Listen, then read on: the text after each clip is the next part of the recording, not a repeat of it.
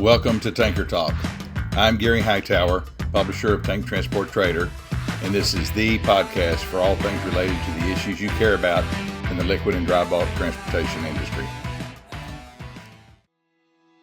On October 17, 2024, Gary Hightower, publisher of Tank Transport Trader, sat down with the folks of the Fuel Relief Fund at the Golf Club of Houston during their yearly golf classic. The Fuel Relief Fund is a global nonprofit organization that provides free fuel to communities in crisis. Founded in 2009, the Fuel Relief Fund responds to natural disasters and complex emergencies. It supplies fuel to power generators, vehicles, and essential equipment. This enables first responders, medical teams, and affected residents to access power, clean water, and transportation. Partnering with organizations like Suncoast Resources, Chevron, Help NGO, and Airlink, they are able to reach remote and hard-hit areas swiftly, and their recent efforts include fuel distribution in response to Hurricane Helene and Hurricane Milton. Fuel Relief Fund's mission is to deliver hope and energy in the form of free fuel to those in critical need, all over the world. And now, Gary Hightower. Today I'm here with Charlie Cady, chairman of the Fuel Relief Fund, and we're here to discuss what the Fuel Relief Fund does to help people in natural disasters. Hey, thanks for having me. Welcome. Can you tell me a little bit about the Fuel Relief Fund?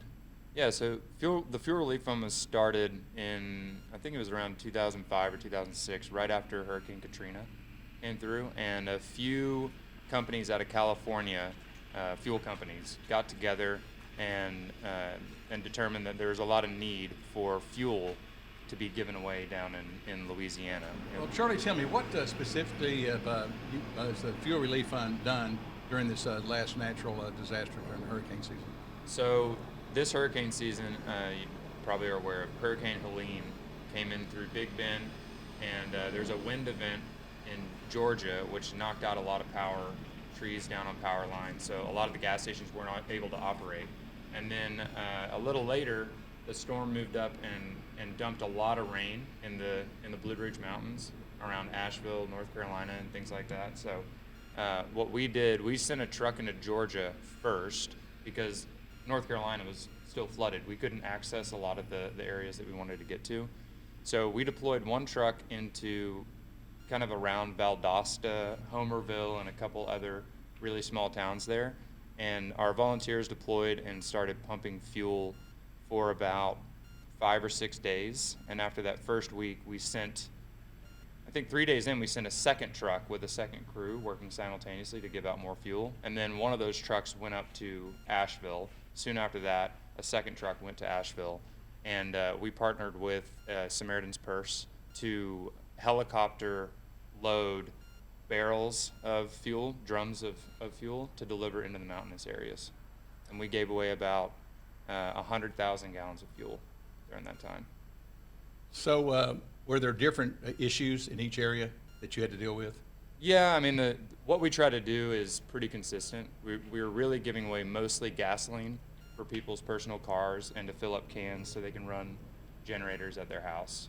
That's pretty much what we stick to. But and the setup is basically the same. The mountains brought a little bit of a variable for us to load fuel into helicopters, but they've done it before. They've done it in the Bahamas and things like that. So I'm assuming the water was the big issue, not wind so much. In the Carolinas, the water was the big issue. So you had roads washed away, places were really hard to access, and so the resupply of fuel was not getting into those mountainous areas. So the gas stations didn't have the fuel. So we were partnered with Samaritan's Purse to put fuel on helicopters so they could get up there and bring fuel into those communities. Oh, that's interesting. So were you, did the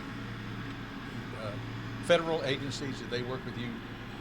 The North Carolina National Guard brought in 3 Chinook helicopters to help transport the fuel, but the Fuel Relief Fund gave the fuel for that mission. Oh, I see. Interesting. Okay. Well, very good.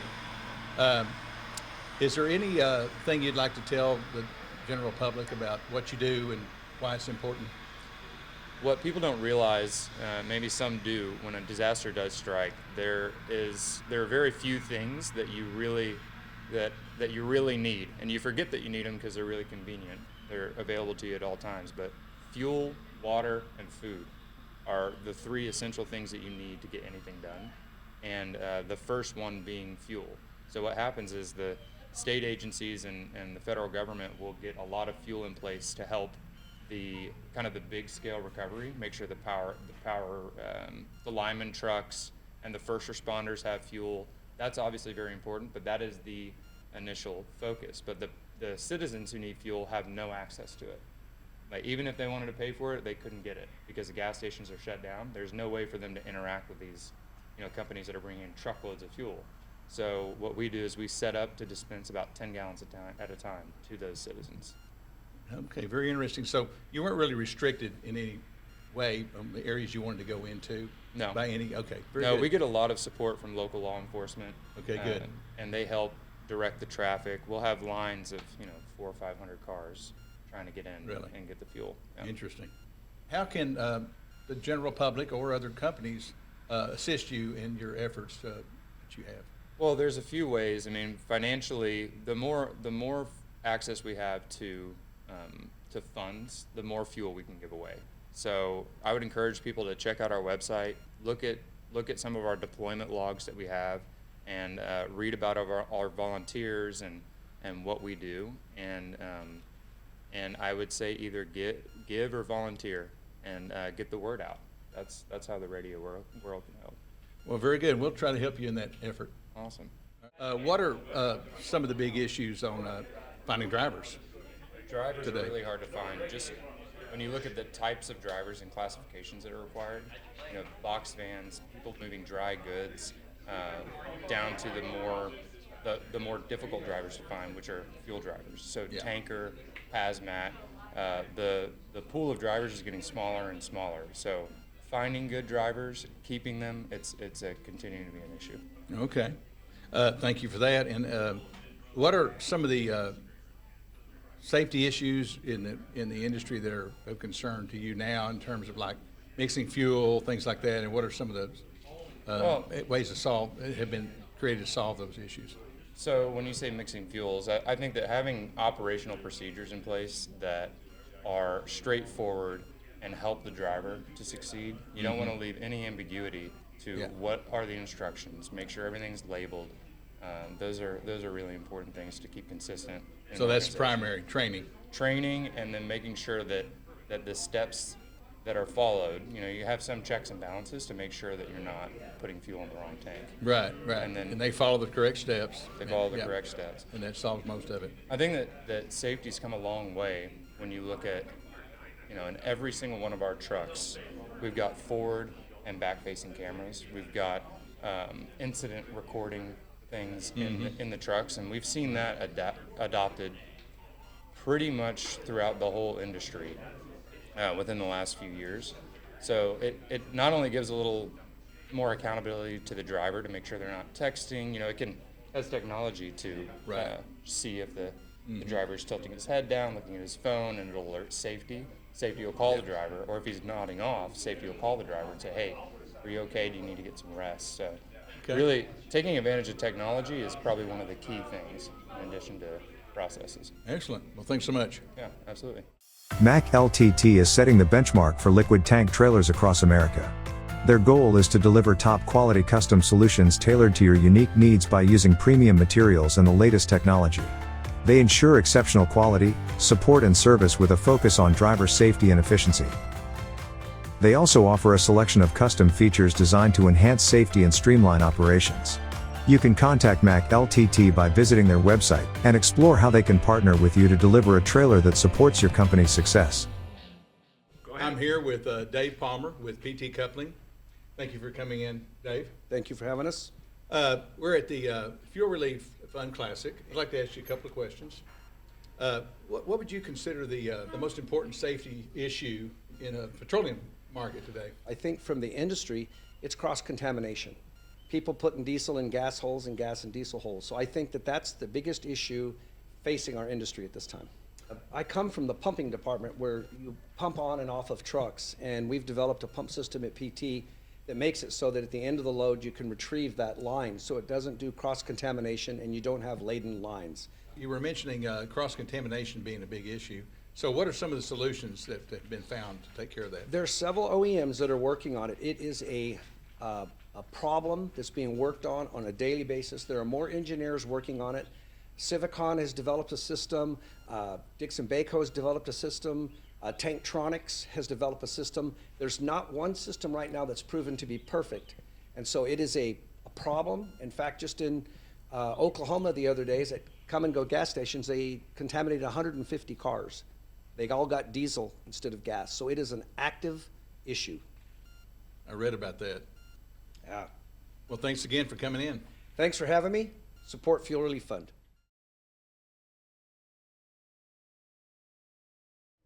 I'm sitting here today with Joe Lee, Boston firefighter. Yes. And Joe's going to talk to us a little bit about his experiences with the people that, when he brings fuel to the people in the disaster areas, and how they react, and exactly the process of how you get the fuel to them. Fuel Relief Fund is the only aid agency in the world that responds to all major natural disasters, determines what fuel people use, and we give it away for free. We're all volunteers, and all of our fuel comes from donations. In the United States, we will go to a disaster area. We'll look on the map where the eye went of the storm. We'll take a fuel truck to ground zero, find the local police chief and fire chief, ask them if they want our services. They never say no. And then they find a safe place for us to set up a mobile gas station. So at our mobile gas station, what we do is we say, for the first day or so, we're gonna service the first responders, the police, fire, and families, their personal vehicles, as well as nurses, doctors, people who have to go to work and need fuel, but can't get it. You know, a lot of times the gas stations are destroyed. It's just unavailable. So we'll ease the burden of the first responders, and then after that, we turn to the regular people, right? The people who are trying to survive in the disaster area. So we have our mobile gas station. We'll determine how much fuel we have through donations, how big the population is, and how we can distribute it equitably, right? So everybody gets some.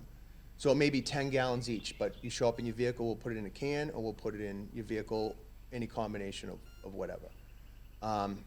But then one of the things we're more proud of is the last couple of years, a couple of disasters in the United States, we've gotten these 100 and 200 gallon fuel bladders donated to us by one of our friends, and they have electric pumps on them. So we always rent four-wheel drive pickup trucks, and then we put these in the back, fill them up with fuel, and drive around the neighborhoods to try and get to the people who can't get to us. People's cars get destroyed, their houses destroyed. There's no communication anyway, so they're not getting the word that the fuel's being given away for free.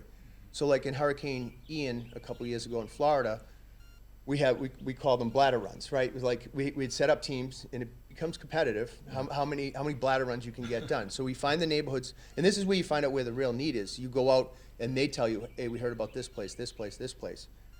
The best information, obviously, we get is from the people on the ground. And then we go out and we distribute the fuel directly to them, right? North Carolina, up in Asheville, we set up a mobile gas station 2 weeks ago in the most impacted area outside of Asheville. We found the only parking lot that we could actually build our mobile gas station, because every other parking lot was full of mud. You couldn't drive a truck up there.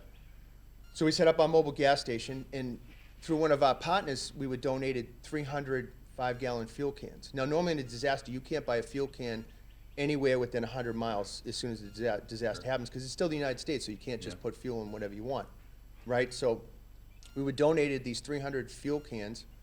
We filled them up, and we just sent our teams out, and they just went up, found the worst hit areas. They would tell us where the next one is, and we'd map it all out and to see how well we're saturating the area. Also, we were lucky enough through our partners to link up with Samaritan's Purse. Samaritan's Purse is a large organization with a lot of funding and a lot of access to equipment. Is that Franklin Graham? Yes. So they asked us if we could fill up 50-gallon drums for them to be put on CH-47 helicopters and distributed out throughout the mountains. So we gave them 160, basically a whole tanker truck, 160 50-gallon drums. We filled them up. They palletized them. They put them on 5 National Guard CH-47 helicopters, and with the generators they were donating, they dropped them off at all the where the medevac sites at the volunteer fire departments, like someone gets hurt up there, that's where, so they would drop them off at all those places and create distribution. So I think North Carolina, of all the places I've gone, it's one of the places I think we thought it was gonna be the most challenging, and I think it was one of the areas that we saturated the most, that we actually had the most impact. How did you get involved with the Fuel Relief Fund, and who got you involved in it? All right. So the founder, Ted Honcharick, grew up really poor in South Miami, and he was subject to hurricanes, remembered how horrible it was, but he started many businesses and ultimately started Pacific Tank Lines, which was a moderately sized fuel distribution company in Southern California. In 2005, when Hurricane Katrina happened, he's like, I remember how horrible that was. He filled up a tanker truck, drove to New Orleans, and started giving away fuel for free. Well, he fell in love with it. Immediately after that was Hurricane Rita. He did the same thing, and then his business partner was like, if you love it, make it something, you know? So he made it a 501c3.